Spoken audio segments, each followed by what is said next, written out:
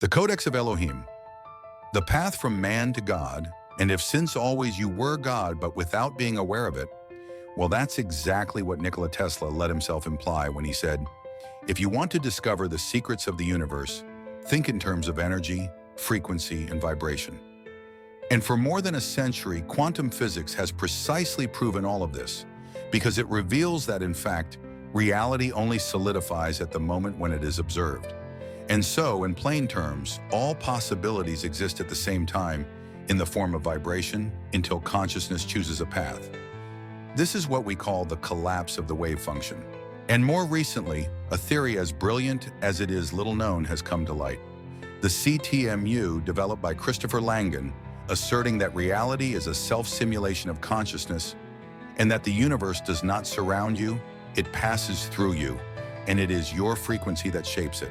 Thus, the universe is constantly structured by your vibratory frequency, because it is this that makes the quantum field around you collapse to form reality.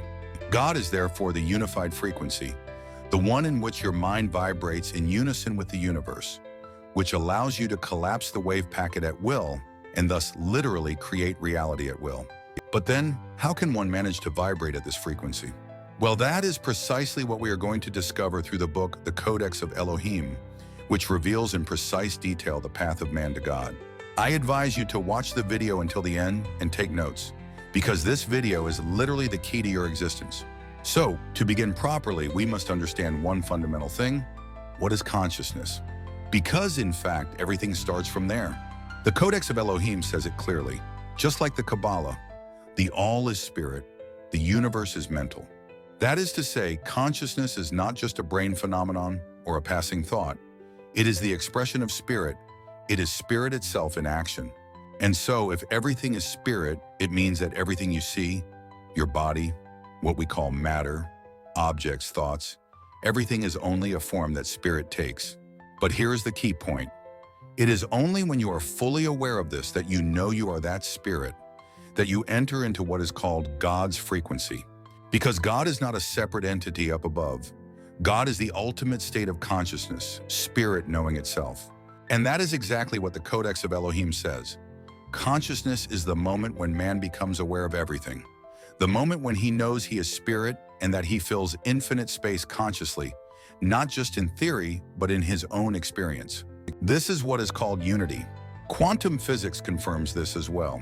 Heisenberg's uncertainty principle, for example, shows that nothing is defined as long as there is no observer. As long as consciousness has not fixed its gaze on a particle, it has no form. It is only when we observe it that it takes a precise position, that it becomes real. This is what is called the collapse of the wave function, and so consciousness literally structures reality. And the higher your state of consciousness, the closer what you manifest is to unity. The problem is that if a person lives in a fragmented state of consciousness, focus only on her body, her past, or what she believes to be, then she focuses her spirit's attention, her consciousness, on illusion. And that can make the spirit see a hypnotic reality instead of reality itself. Consciousness is simply the eye of your spirit, and your energy creates wherever your attention is placed. Your eye. That is why in quantum physics one calls consciousness the observer, because it is the eye of spirit. Where that eye rests, things are created. That is why man, already being God, must direct his attention to God in order to manifest him. It has always been said on the walls of ancient temples like Delphi or from the mouth of Socrates, "Man, know thyself," because it is from there that everything begins. If you think that knowing oneself is the goal of an entire life, it is only the beginning of true life. If you say it takes 100 years to know yourself, you will take 100 years. So, for anyone who wishes to move forward, if you want to know yourself, focus your attention on that until you are fully that. There is no time, it is already accomplished.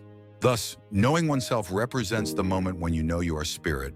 You no longer merely exist, you create. All people who have lived near-death experiences or deep meditations know that death does not exist. They know we are God. Those who have had this experience call it the feeling of unity, an absolute peace, a state where one simply is, filling infinite space. It is indescribable, but one feels lighter than air, perfect, and knows one is God, absolving everything. For those who would contradict this absolute truth, it is not by reading a sentence in a sacred book or listening to a so-called prophet that one knows life. One knows life by the voice of mastery, not by listening to others blah blah. One learns by experience, not by hiding behind sacred knowledge or believing oneself the chosen. All is God, everyone is God, humanity is one soul. For those who truly want to be fully aware, read the Codex of Elohim with your childlike soul, and you will understand everything. But let's return to the Codex of Elohim and its true implications. If until now your spirit has learned to know itself, the real question is, what does knowing oneself imply? It is the beginning of true life, the human experience. Spirit learns to know itself through man. That is why we have experienced so many things, emotions, highs and lows. We experienced all spirit's facets until knowing it fully. It is like a musician. Before harmony, he goes through cacophony, learning, listening, erring, and that leads to mastery. Now that we know we are God, we become aware that everything is one substance. Everything is us. That is fundamental. Our body, our environment, reality is just our house. If everything is us, we are already omnipresent. If omnipresent, transposing to the universe's end, flying, walking on water, passing through flames, having an invincible body, manifesting any object, a hot meal, headphones, even music without an instrument, becomes normal. It is not a miracle.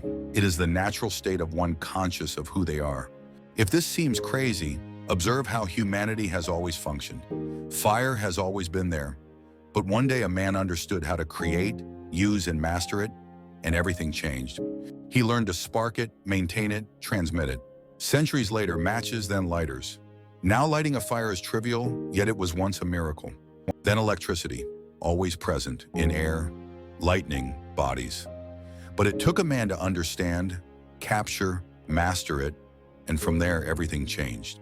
Electricity gave birth to endless creations, artificial light, bulbs, engines, machines, computers, entire cities. A single person's understanding evolved humanity. Then the telephone. Speaking at a distance was unimaginable until Alexander Graham Bell created it. Today we call anyone globally in seconds via wireless devices. What once seemed impossible became trivial, an idea mastered by one and shared with all. Today, artificial intelligences, robots, algorithms, voice assistants, all science fiction moments ago, are in our phones, homes, tools, and decisions. AI entered daily life unnoticed, once again starting from an idea understood, developed, mastered, benefiting all humanity. Now comes the next cycle, the greatest heralded by all others. The principle, unity, God, always present in everything but little understood. Now man becomes aware of the principle. God is not in the sky but within. The principle is absolute self-consciousness, perfect unity between spirit and creation. Like fire, electricity, or the telephone, one person will understand and master it, transforming humanity. Once man knows he is God, he knows he causes everything, becoming capable of all, transposing, flying, walking on water, crossing flames, manifesting meals, clothing, music, light, by consciousness, because everything is him. And when man knows everything is him, everything obeys him. Not by domination, but by oneness. It is not crazy. It is the next cycle happening whether you want it or not. So become aware now, rather than waiting for reality to push you there. Thank you to everyone following the channel and those who joined the Gold member area. Many new things are coming. Click the first link in the description for a free first week. Don't forget to subscribe and like if you enjoyed it. Thank you, and see you soon in a new video.